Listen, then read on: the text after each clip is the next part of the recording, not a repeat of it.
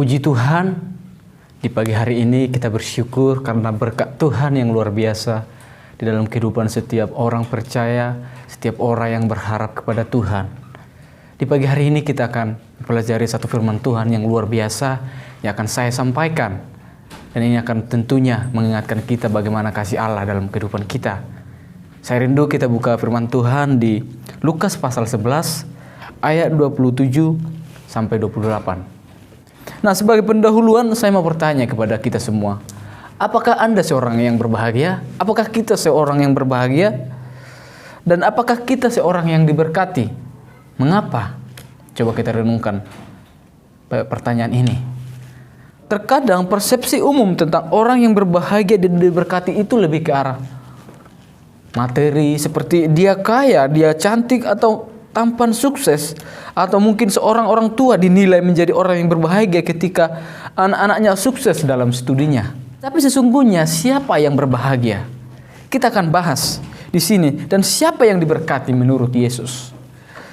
Kalimat kuncinya adalah bahwa orang yang berbahagia dan diberkati menjadi kalimat kunci bagi kita.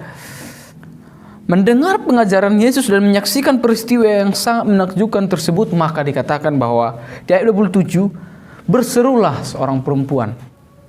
Menurut perempuan itu yang berbahagia, atau dalam bahasa Yunani Makarios, itu adalah ibu Yesus. Jadi dia memuji ibu Yesus, menganggap bahwa ibu Yesus adalah seorang ibu yang paling berbahagia.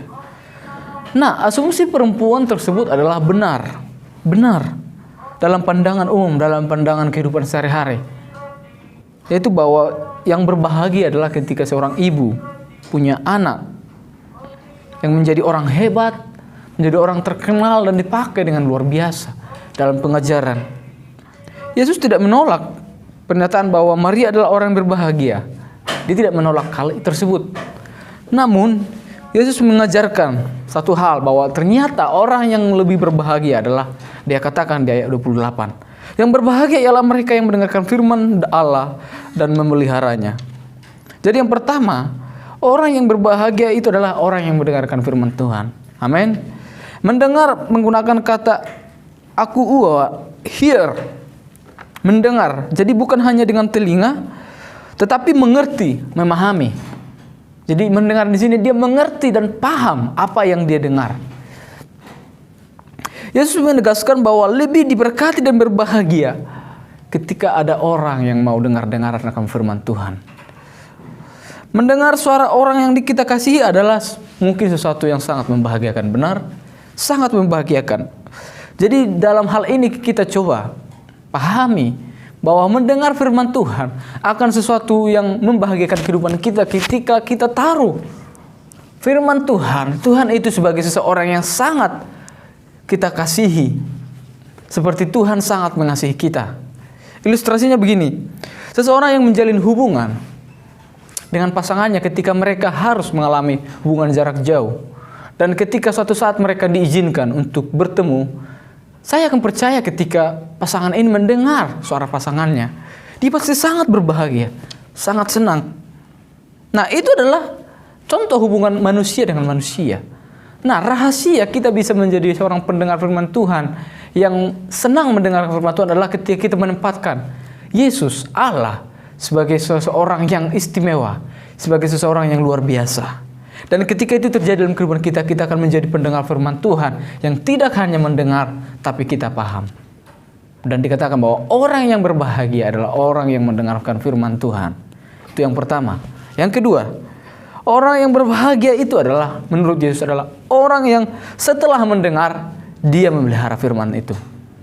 Jadi tidak hanya mendengar, tidak hanya memahami, tapi ada continue, memelihara terus-menerus. Memelihara ini menggunakan kata fulasontes, artinya mematuhi. Dan dalam bahasa Indonesia sehari-hari dipakai kata menjalankan. Menjalankan. Jadi tidak hanya stagnan di tempat, tapi terus dijalankan. Bukan menyimpan dalam hati saja, tetapi ada tindakan mengaplikasikannya, melakukannya dalam kehidupan sehari-hari.